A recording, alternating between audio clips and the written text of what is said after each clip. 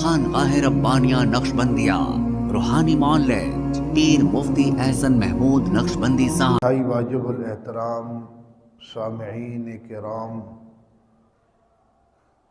اللہ پاک نے مجھ آپ کو توفیق نصیب فرمائی، ہمیں اپنی زندگی کے اندر ایک مرتبہ پھر رمضان المبارک جیسا مبارک مہینہ نصیب فرمایا، اور الحمدللہ اس ماہ مبارک کی برکت سے ہم اللہ تبارک و تعالیٰ کی رحمتوں سے لطف اندوز ہو رہے ہیں۔ اللہ کی ذات کا جو دریائے رحمت بہ رہا ہے، ہر ایک کو اس میں سے غوطے لگا کر جواہرات حصول کرنے کا موقع ملا ہوا ہے، اور اللہ پاک کی ذات ایسی کریم ذات ہے کہ لمحے با لمحے اللہ نے ہمارے لیے مغفرت کے اعلان فرمائے ہوئے ہیں۔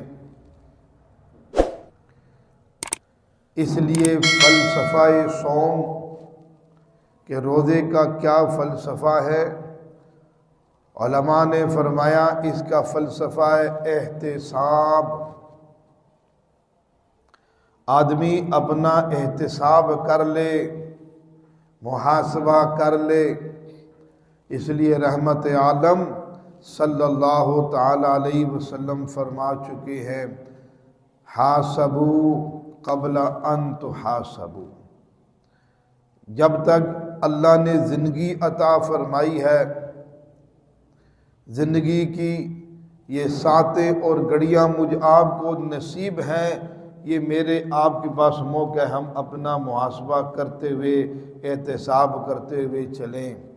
اگر ہم نے اپنا محاسبہ اور احتساب نہ کیا تو نقصان یہ ہوگا کہ ہمارے جب محاسبہ کرنے والے آئیں گے تو اس وقت ہمارے پاس کوئی جواب نہیں ہوگا، ماں سوائے شرمندگی کے ہمارے پاس کچھ بھی نہیں ہوگا۔ تو اللہ تبارک و تعالیٰ نے فضل فرمایا، رمضان المبارک کا مبارک مہینہ دیا۔ اب عالم بالا کی جو پاکیزہ مخلوق ہے جسے ہم فرشتے کہتے ہیں، فرشتوں کی صفت اللہ نے یہ رکھی، وہ کھانے پینے سے پاک ہوتے ہیں۔ اب اللہ تبارک و تعالیٰ میری آپ کی نسبت فرشتوں کی اس صفت کے ساتھ کر رہے ہیں تھوڑی دیر کے لیے۔ کیوں؟ اس لیے اللہ مجھے آپ کو وہ اعزاز و انعام دینا چاہتے ہیں جو فرشتوں کے لیے۔ قرآن کہتا ہے یعصون اللہ ما یؤمرون ما امرہم، یعصون اللہ ما امرہم ویفعلون ما یؤمرون۔ فرشتوں کی صفت کیا ہے کہ وہ جس چیز کا انہیں حکم دیا جاتا ہے، لا یعصون اللہ ما امرہم، وہ اللہ کے اس دیے ہوئے حکم کی نافرمانی نہیں کرتے۔ اللہ نے جو ان کو حکم دے رکھا ہے، فرشتے اس کی نافرمانی نہیں کرتے۔ وَيَفْعَلُونَ مَا يُؤْمَرُونَ، جو کہا جاتا ہے وہ کرتے ہیں۔ تو جب عالم بالا کی اس پاکیزہ مخلوق کی یہ صفت عظیمہ میرے آپ کے اندر جب آئے گی تو ہمارے اندر پھر یہ جذبے پیدا ہوں گے، یہ کیفیت پیدا ہوگی کہ ہم جو اللہ نے کہا اس کی نافرمانی نہیں کریں گے۔ لا یعصون اللہ ما امرہم، جو اللہ ہمیں حکم دے رہے ہیں ہم اس کی نافرمانی نہیں کریں گے، جبکہ آج احتساب نہ ہونے کی وجہ سے اس چیز کی نافرمانی کثیر تعداد میں پائی جا رہی ہے۔ اللہ پاک کے احکامات کی نافرمانی کثیر تعداد میں، یعنی اب پوری دنیا کے اندر 95% مرد عورتیں تقریباً بے نمازی ہیں۔ اب گوئے کہ یہ سمجھ لیجئے ایک طرف تو ہے ہی کافر، اور جو مسلمان ہیں اپنے آپ کو ایمان والا کہتے ہیں وہ اتنی کثیر تعداد میں نافرمان۔ اب جو نماز جیسے اہم حکم کو پورا نہیں کرتے، باقیوں کا کیا حال ہوگا؟ تو اس لیے فلسفہ صوم میں ہمیں جو چیز سکھائی جا رہی ہے، سب سے بنیادی چیز کیا ہے؟ میرے اور آپ کے اندر عالم بالا کی پاکیزہ مخلوق کی صفت عظمی کو پیدا کرنا۔ اس لیے رحمت کائنات صلی اللہ علیہ وسلم نے فرمایا کہ ہر چیز کے لیے زکوٰۃ ہے، لکل شیء زکوٰۃ وزکوٰۃ الجسد الصوم، ہر چیز کی زکوٰۃ ہے، یعنی سونے پہ زکوٰۃ ہے، چاندی پہ زکوٰۃ ہے، مال تجارت پہ زکوٰۃ ہے، نقدی پہ زکوٰۃ ہے۔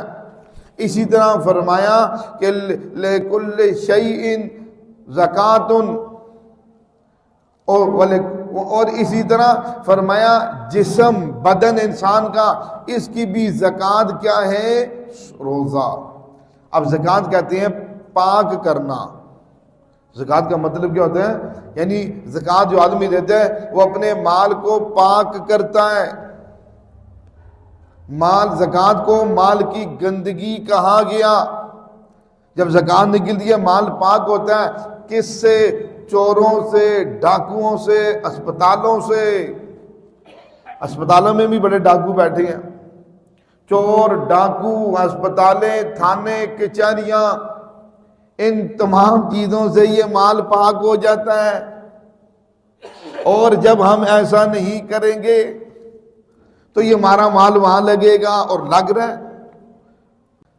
فلسفہ صوم میری اور آپ کی تربیت کا پیغام ہے، ہماری تربیت کرنے آتا ہے۔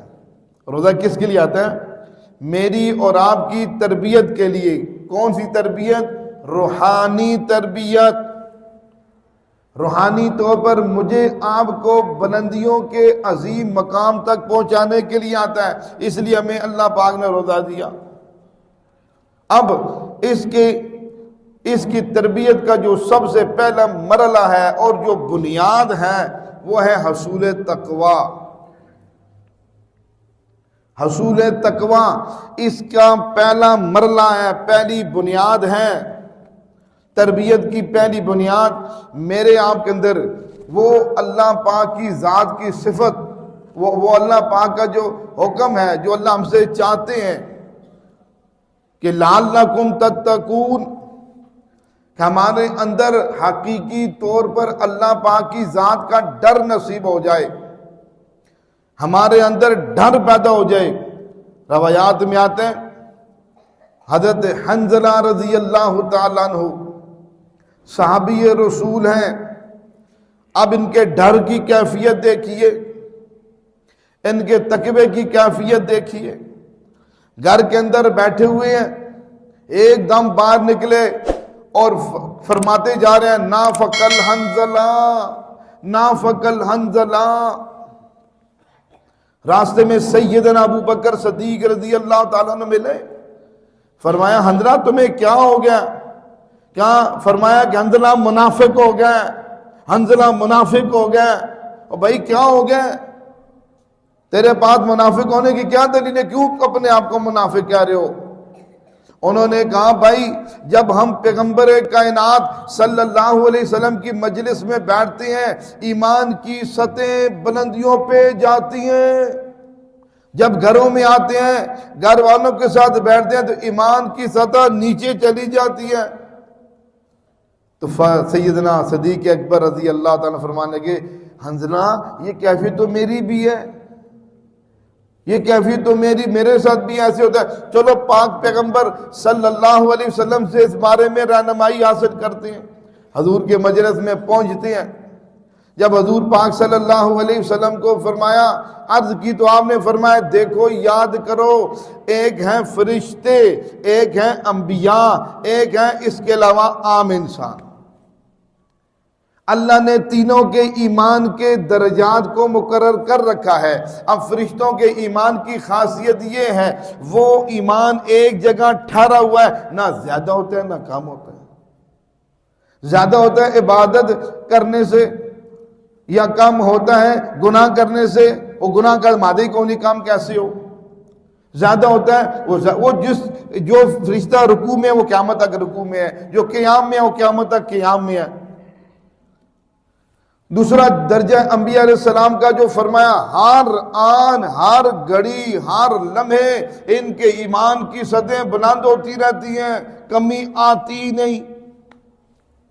اور فرمایا تیسرا آپ لوگوں کا ایمان ہے، کبھی ایمان کی مجلس میں بیٹھے گا تو اوپر جائے گا، نیچے جب گھر جائے گا تو نیچے آئے گا، جس مال میں جائے گا اس مال کے اثرات یہ قبول کرے گا۔ اس لیے یہ تمہارا ایمان کی کیفیت ایسی ہے، اس لیے اس میں اپنے آپ کو منافق کہنے کی ضرورت نہیں ہے۔ وہ کہنے کا مطلب یہ کہ ان کے اندر اس چیز کا ڈر اور خوف پیدا ہو گیا، اس چیز کا ڈر پیدا ہو گیا کہیں ایسا نہ ہو جائے کہ میں کہیں منافق تو نہیں ہوں۔ دیکھیں منافق کی تعریف تو یہ ہے کہ ظاہر میں اور باطن میں ہو، ظاہر میں اور باطن میں ہو، یہ حقیقی منافق ہے۔ اور عملی منافق کیا ہے کہ کہتا کچھ ہے اور کرتا کچھ ہے۔ یہ ہمارے اندر جو منافقت پائی جاتی ہے، ہمارے اندر عملی منافقت بہت زیادہ ہے، ہم سب کے اندر تقریباً، ہم کہتے کچھ ہے کرتے کچھ ہے۔ اب جو بے نمازی ہیں 95% یہ عملی منافق ہیں سارے، اس لیے کہتے ہیں کہ ہمیں حضور سے بڑی محبت ہے، حضور کہتے ہیں نماز کرو، کہتے ہیں ٹائم نہیں ہے ہمارے پاس، مصروف ہے۔ یہ عملی منافقت ہوگی، کیا کچھ رہے ہیں کر کچھ رہے ہیں۔ تو اس لیے یہ عرض کرنے کا مطلب یہ ہے کہ اب ان کے تقوی سے جو صفت حاصل ہوتی ہے وہ اللہ کی ذات کا ڈر حاصل ہوتا ہے، خوف حاصل ہوتا ہے۔ ان کے اندر وہ ڈر اور خوف بیدار ہوا، حضرت حنظلہ رضی اللہ تعالیٰ عنہ کو جیسے جو پریشان ہو گئے۔ یہ صفت میرے آپ کے اندر پیدا ہو جائے، رمضان المبارک یہ مجھے آپ کو پیغام دینے کے لیے آیا ہے کہ ہم ایسا نہ ہو کہ مبارک مہینہ ہماری زندگیوں سے نکل جائے اور یہ صفت ہمارے اندر پیدا نہ ہو۔ اب تربیت کا دوسرا مرحلہ رمضان مبارک کے اندر جو میں نے عرض کی شروع میں، فلسفہ صوم ہمارے لیے پیغام تربیت لے کر آیا ہے۔ تربیت کا دوسرا مرحلہ میرے اندر کیا ہے؟ صبر و شکر۔ میرے آپ کے اندر صبر و شکر کے مادے کو پیدا کرنا، اس لیے روزہ آیا۔ اب دیکھیے اللہ نے مجھے آپ کو صبر کروا دیا، کس چیز سے؟ حلال چیزوں سے۔ رک جاؤ، صبر کا کیا معنی؟ رک جاؤ۔ اب یہ تربیت ہو رہی ہے، عملی مشق اللہ پاک مجھے آپ سے کروا رہے ہیں۔ ہم ان باتوں کو سمجھیے کہ اللہ پاک مجھ آپ سے عملی طور پر مشق کرا رہے ہیں۔ بھائی کھانا پینا حلال ہے، روک دیا نہیں کھا سکتے، رک گئے۔ اب کیوں روکا جا رہا ہے؟ اس لیے اللہ ہمیں یہ دکھانا چاہ رہے ہیں جب حلال چیزوں سے میں نے تم کو رکوا دیا تو تم سمجھ جاؤ کہ حرام چیزوں سے رکنا تو بطریقے اولا ضروری ہے۔ وہ تو روزہ ہو یا غیر روزہ ہو، وہ کوئی بھی وقت ہو، ہمیں حرام چیزوں کے قریب تو کسی صورت میں بھی نہیں جانا۔ اب اللہ پاک مجھے آپ سے مشق کروا رہے ہیں، اب روک دیا، بھائی رک جاؤ۔ اب کھانے پینے سے رک گئے۔ اب جس وقت انسان کو جو نعمت میسر ہوتی ہے، نعمت انسان کو میسر ہے، اب جب نعمت اس کے پاس زیادہ ہے تو اس کا احساس نہیں ہوتا۔ اب جب روک دیا ہے، اب ہمارے پاس نعمت کے رکنے کے بعد جب دوبارہ نعمت ملی، یعنی افطاری کے وقت جیسے ہم نے افطاری کی تو ایک دم میرے اور آپ کے اندر شکر کی کیفیت پیدا ہو گئی۔ یا اللہ تیرا شکر ہم نے روزہ کھول لیا، ساری پیاس ختم ہو گئی، ساری بھوک ختم ہو گئی۔ ایک طرف صبر کی کیفیت ہمارے اندر پیدا کی جا رہی ہے کہ اب حالی صبر ہمیں کروایا جا رہا ہے کھانے پینے سے اور خواہشات نفسانیہ کے پورا کرنے سے، رک جاؤ۔ لیکن اب یہ صبر کی تعلیم ہے، پوری زندگی صبر کرنا ہے۔ لو جی، اس صبر پر ایک عظیم الشان واقعہ آپ کی خدمت میں عرض کرنے لگا ہوں۔ حضرت ابراہیم بن ادم رحمۃ اللہ علیہ کا، حضرت ابراہیم بن ادم رحمۃ اللہ علیہ حجام کے پاس گئے بال کٹوانے کے لیے۔ جیسے انہیں بال کاٹنے شروع کیے تو ادھر سے جناب والا علاقے کے ملک صاحب آ گئے چودھری صاحب آگے، سرمایہ دار آگے، ان کا حضرت بزرگوں ادھر سائڈ میں بیٹھو نا، یہ ملک صاحب آئے ہیں، بیٹھو. انہوں نے ملک صاحب کے بال کاٹنے شروع کر دیا، حضرت بیٹھ گئے، چپ کر گئے. فارغ ہوئے، پھر شروع کیے، پھر چودھری صاحب آگے جناب، اور پھر کہا حضرت آپ ادھر بیٹھے بیٹھے. بزرگ آدمی، شریف آدمی تھا، چپ کر کے بیٹھ گئے، پھر بیٹھ گئے. کتابوں میں لکھا ہے اس حجام نے 6 مرتبہ ایسے کیا، پھر بٹھایا اٹھایا، بٹھایا اٹھایا، وہ بیٹھ جاتے، پھر آ جاتے، پھر بیٹھ جاتے. اچھا جب آخر ان کے بال کٹ ہی گئے، بال جب مکمل ہوئے تو حضرت ابراہیم بن ادم رحمۃ اللہ علیہ نے، اس کا بندہ تھا 1 دینار، تو آپ نے اس کو 2 دینار دیے. جب 2 دینار دیے تو وہ بڑا شرمندہ ہوا اور کہنے لگا حضرت میں نے آپ کو تو بڑا ذلیل کیا ہے اور بڑا خراب کیا ہے، بڑا تنگ کیا ہے، بڑا پریشان کیا ہے کہ آپ کو بار بار اٹھاتا اور بٹھاتا رہا. چاہے جائے کہ آپ مجھے گالیاں دیں، برا بلا کہیں اور مجھے یہ بھی نہ دیں، الٹا جناب آپ مجھے 1 کی جگہ 2 دے رہے ہیں. تو حضرت نے فرمایا سننے والی بات ہے، فرمایا دیکھو 1 درہم تو تمہارا حق بنتا ہے، چاہے تم نے جو مرضی کیا ہو، حق تو تمہارا میں نہیں لے سکتا. 1 درہم تمہارا حق ہے جو میں تمہیں ہر حالت میں دوں گا. فرمایا دوسرا تجھے انعام کے طور پر دے رہا ہوں، تیرے اس عمل سے میرے اندر صبر پیدا ہوا. تو جب مجھے اٹھاتا تھا تو میرے نفس میں غصہ آتا تھا، میں اس کے دام توڑ دوں، کیوں یہ ایسے کر رہا ہے. تیرے اس بار بار اٹھانے سے میرے نفس کا غصہ قابو ہوتا رہا، میرے اندر صبر کی کیفیت پیدا ہو گئی، اس پر تجھے انعام دے رہا ہوں 1 درہم. اب آپ دیکھیے بھائیو دوستو، اللہ نے ہمیں یہ جو رمضان المبارک کا مہینہ دیا، اس صفت کو اپنے اندر پیدا کرنے کے لیے دیا، اور ہم یقین جانیے 1 منٹ بھی صبر نہیں کرتے. نہ گالی دینے میں صبر کرتے ہیں، نہ غصہ آنے میں صبر کرتے ہیں، نہ جو ہم سے ہو سکتے ہیں ہم اس میں صبر نہیں کرتے. تو پھر یہ کیا ہوگا، اس کا رزلٹ کیا نکلے گا، نتیجہ کیا نکلے گا؟ نتیجہ یہ نکلے گا رمضان آیا اور گزر گیا، ہم جیسے تھے ویسے رہ گئے. نتیجہ پھر لینا نا، نتیجہ تو پھر یہ نکلے گا ہمارے اندر وہ چیز ہی ختم ہو گئی. بھائی جس چیز کے لیے اللہ نے ہمیں یہ مہینہ دیا ہم اس کی مشق نہ کریں، اس صفات کو اپنے اندر نہ اپنائیں، بتاؤ پھر ہمارا بچے کا کیا پیچھے. تو اس لیے یہ صبر اور شکر کا، صبر کرنا ہے اللہ نے ہمیں جو حکم دیا اس کے اوپر صبر کر کے ڈٹے رہنا ہے، اور پھر جب نعمت میسر آتی ہے تو اس پہ شکر کرنا ہے، اور شکر کرنے والوں کو اللہ پاک خوش ہوتے ہیں. اور کیا فرمایا، شکر کرنے والوں کی ہی نعمتوں میں اللہ اضافہ کرتے ہیں، جو ناشکری کرتے ہیں اور جی مر گئے جی، کام ہی نہیں چل رہا جی، تنہائی پوری نہیں ہوتی، اور جی فلانا ہو گیا جی، جو روتے رہتے ہیں نا ہر وقت، شکلیں بھی رونے والی بنی ہوتی ہے نا، اللہ کہتے ہیں جا پھر روتے ہی رہتے. حیران ہر گھڑی میری آپ کی زبان پہ الحمدللہ، بھوکے بھی ہوتے ہیں الحمدللہ، کچھ بھی نہیں ہے تو الحمدللہ، 1 ٹکا بھی نہ کہیں الحمدللہ. اس لیے اے اللہ تو نے مجھے جس حال پہ رکھا میں خوش ہوں. جو آدمی شکلوں سے، بولوں سے یہ اپنا باور کراتا ہے ہائے مر گئے، وہ یہ سمجھ لو ہر ایک کے سامنے اللہ کی شکایت لگا رہے ہیں. اس کو بھوکا کس نے رکھا ہے؟ میں نے، آپ نے رکھا ہے. اس کو کپڑوں سے خالی کس نے رکھا ہے؟ اللہ نے رکھا ہے. تو اللہ کی شکایتیں لوگوں کو لگاتا ہے پھر، اور جی مر گیا جی، تنہائی پوری نہیں ہوتی، اور جی فیسیں نہیں ہوتی، فلانا نہیں ہوتا، بل نہیں ہوتے، فلانا، رو کے شکلیں بھی رونے والی بنی ہوئی. اس لیے میرے آپ کے اندر اس ماہ مقدس کے اندر صبر و شکر والی کیفیت ہم نے پیدا کرنی ہے، اس کی مشق کرنی ہے.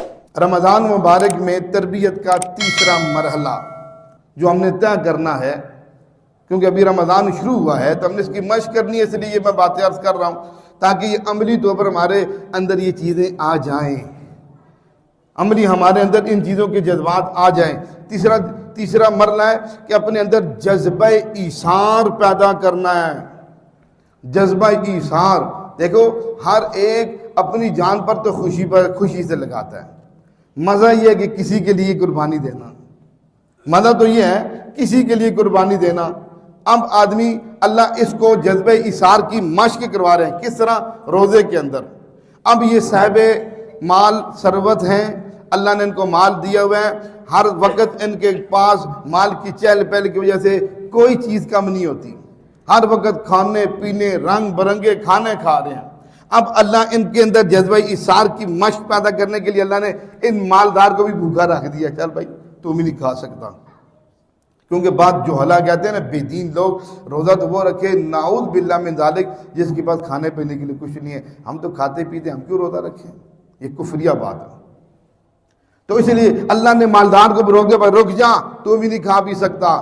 اب مالدار بھی رک گیا، جب مالدار نے کھانا پینا چھوڑا تو بھوک کی وجہ سے یہ بھی تڑپ گیا۔ اوئے ہوئے ہوئے، یہ بھوک کی اتنی تکلیف ہوتی ہے، بھوک کی اتنی شدت ہوتی ہے، اتنی سختی برداشت کرنی پڑتی ہے بھوک کی وجہ سے۔ جب یہ چیز اس کے اندر پیدا ہوئی تو اس کے اندر اپنے مسلمان بھائیوں کے لیے ایثار کا جذبہ پیدا ہوا کہ بھائی ہمارے بہت سارے بھائی ایسے ہیں جو غریب ہیں، کئی دن ان کو کھانے کے لیے نہیں ملتا، ان کا کیا حال ہوگا، ان کا کیا حال ہوگا۔ اس کا جذبہ پیدا کرنے کے لیے اللہ نے دیا۔ اب قرآن میں اللہ نے ایثار کا ایک شاندار واقعہ عرض کیا جو آپ کی خدمت میں عرض کرتا ہوں۔ حضور پاک صلی اللہ علیہ وسلم کی خدمت میں ایک مہمان آئے۔ پاک پیغمبر صلی اللہ علیہ وسلم نے اپنی ازواج مطہرات کے گھروں کی طرف پیغام بھیجا، بھائی کسی گھر میں کوئی کھانے کی چیز ہے تو مہمان کے لیے بھیج دو۔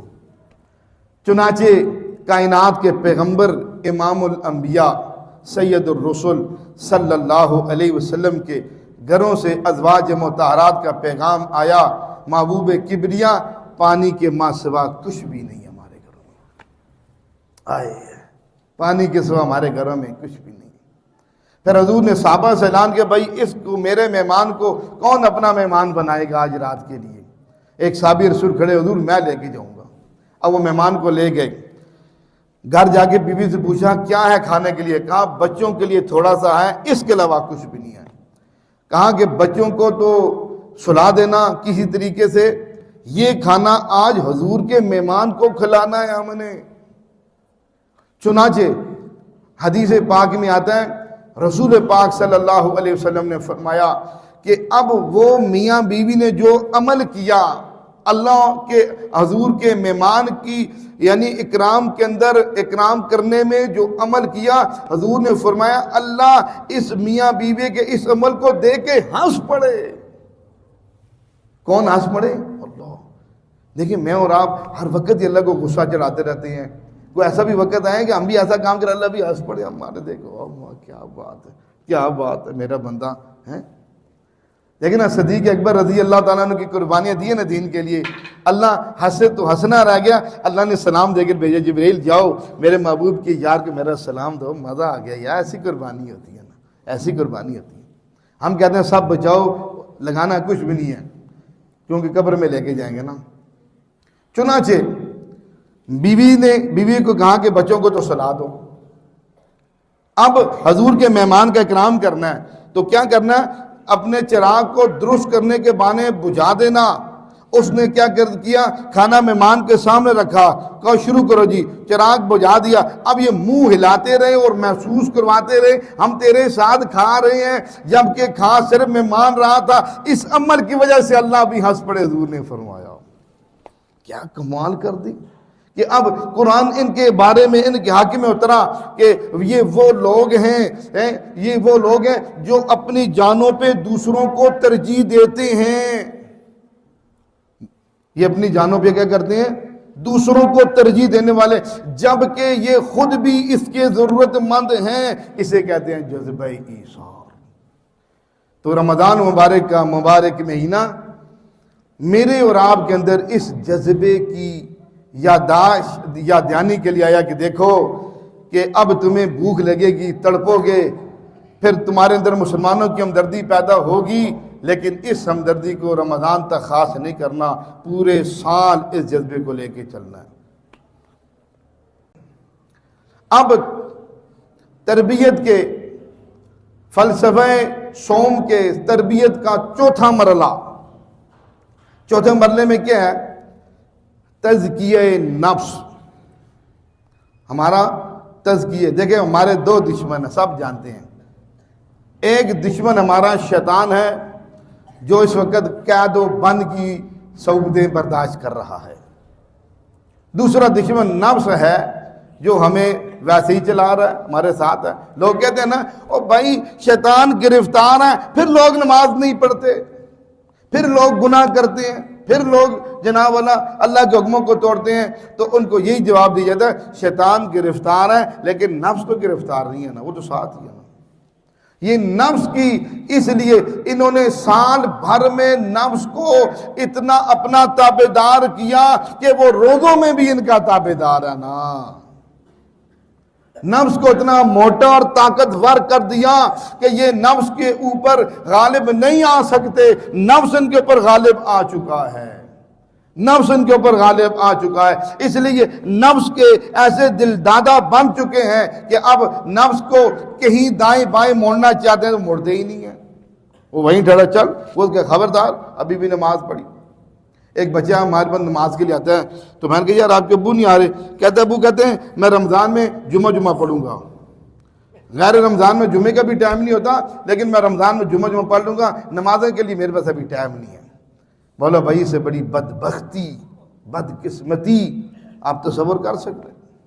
جو سیزن کے اندر جہاں اللہ کی رحمتیں لٹائی جا رہی ہیں کہ لوٹو ان رحمتوں کو برکتوں کو، لو مزے کرو، آخرت کی لائن سیدھی کرو، آخرت کا رخ سیدھا کرو، ہم کہیں ہمارے پاس ٹائم نہیں ہے۔ ایسی بدبختی کہیں ملے گی آپ کو؟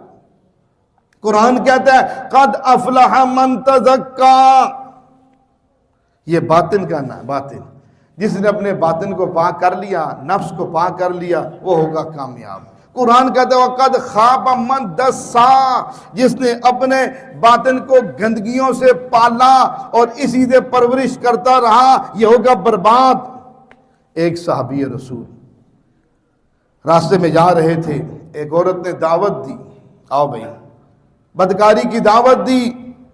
یہ نے کہا میں نہیں تیرے ساتھ بدکاری کرتا، اللہ نے منع کیا لا تقربوا الزنا انہ کان فاحشہ، بدکاری کری مت جاؤ، یہ بہت بڑی بے غیرتی ہے، میں اس بے غیرتی کے لیے تیار نہیں ہوتا۔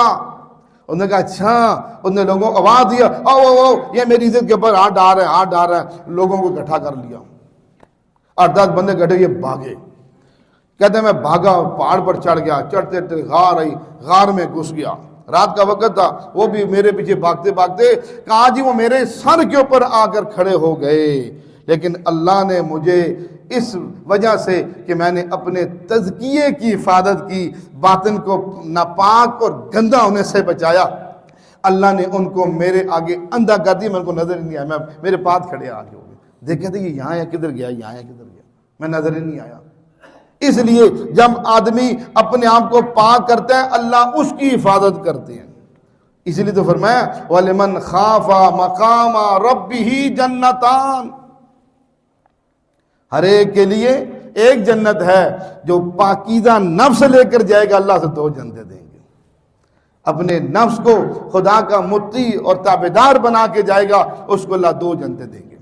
تو رمضان مبارک کا مہینہ تزکیے نفس کے لیے ہے، یہ نفس کو پاک کرنے کے لیے، خواہشات سے آپ نفس کو بتائیں دیکھ جائز خواہشات میں نے چھوڑ دی، جائز چیزیں میں نے چھوڑ دی، اللہ نے مجھ سے چھڑا دی، اب تجھے ناجائز بھی چھوڑنی پڑیں گی، حلال چھوڑ دی، حرام بھی تجھے چھوڑنی پڑے گی، بد نظری تجھے چھوڑنی پڑے گی، غیبت تجھے چھوڑنی پڑے گی، کانوں سے غلط سننا تجھے چھوڑنا پڑے گا، ہاتھ پاؤں کو غلط استعمال کرنا تجھے چھوڑنا پڑے گا۔ اس طرح اپنے پورے وجود کی مشق کرنی آپ نے۔ تو سامعین گرامی قدر، آخری مرحلہ، یہ 5 مرحلے آپ کو بتائے جس کی ابھی ہم نے مشق کرنی ہے اور انشاءاللہ ہماری زندگیاں بدلتی چلی جائیں گی۔ پانچواں مرحلہ یہ ہے رضائے خداوندی کے حصول کا جذبہ پیدا کرنا، رضائے خداوندی کے حصول کا، کہ میرے اندر ہر عمل اللہ کی رضا کے لیے کرنے کا جذبہ پیدا ہو جائے۔ اس لیے اللہ نے مجھے جو رمضان میں روزے کا عمل دیا، اس کے بارے میں اللہ نے اعلان فرمایا اے فرشتوں، میرے بندے کی ہر عبادت کا اجر تم نے لکھنا ہے، لیکن روزے کی عبادت کے وقت اللہ نے فرمایا الا الصوم انہ لی وانا اجزی بہ، خبردار فرشتوں، اس کا اجر نہیں لکھنا، اس لیے یہ خالص میرے لیے ہے، یہ خالص میرے لیے، اور اس پر بدلہ میں کائنات کا رب خود اس کو دوں گا۔ ہائے ہائے، اللہ کیا بدلہ مجھے آپ کو روزے پہ دیں گے، ہم تو صبر نہیں کر سکتے۔ اللہ خود بدلہ دینے کے لیے میدان میں اتر آئے۔ اتنی عظیم عبادت ہے، اس کی بنیاد کیا ہے؟ اس لیے ریاکاری، دکھلاوا، نام و نمود، شہرت سے پاک عبادت ہے۔ ظاہری عبادات میں ریاکاری، نماز میں دکھلاوا ہو سکتا ہے، زکوٰۃ میں دکھلاوا ہو سکتا ہے، صدقے میں، حج میں، ان میں دکھلاوے کے شائبے پائے جا سکتے ہیں، لیکن روزے کی ایسی عبادت ہے جو ہر طرح کی ریاکاری سے پاک ہے۔ فرمایا اس لیے تمہیں روزہ دیا، جس طرح یہ عبادت تم ریاکاری، دکھلاوے، نام و نمود سے پاک کر رہے ہو، اس کے بعد سارا سال کی عبادتیں، ساری زندگی کی عبادتیں حضور خداوندی کے جذبے کو مد نظر رکھتے ہوئے ہوں، ریاکاری، دکھلاوا، نام و نمود، شہرت سے پاک ہوں۔ ہر عبادت میں اللہ کی رضا کا جذبہ، ہر عمل میں اللہ کی رضا کا جذبہ، ہر عمل میں اللہ کی خوشنودی کا جذبہ، کہ میں وہ کام کروں جس سے میرا اللہ خوش ہو جائے، میرا اللہ خوش ہو جائے۔ یہ وہ تھے تربیت کے 5 مرحلے جو آپ کی خدمت میں عرض کیے۔ جنہوں نے پوری بات سنی انہیں اللہ پوری عمل کرنے کی توفیق نصیب فرمائیں گے، جنہوں نے تھوڑی سنی وہ تھوڑا کریں گے۔ تو اس کا حل کیا ہے؟ آئندہ جمعہ نیت کر لیں، آنا تو آئی ہے، 20 منٹ پہلے آ جائیں گے، خدا کی قسم اجر ملے گا، گناہ نہیں ملے گا۔ ممبر رسول پہ بیٹھ کے بتا رہا ہوں، یہ شیطانی دھوکہ ہے۔ ہم آخر میں ہیں جی اذان ہونے والی، چلو ابھی چلتے ہیں، یہ شیطانی دھوکے سے بچائیں، اس کی مشق رمضان میں کر لیں پہلے آنے والی، کہ تاکہ ہم دین کی بات سن کر اس کو اپنی زندگی میں لانے والے بننے۔ جب سنیں گے نہیں تو لائیں گے کہاں سے؟ ہمارے ہاں جادو، جنات، بندش اور نظر بد کا شافی علاج قرآن و سنت کی روشنی میں کیا جاتا ہے۔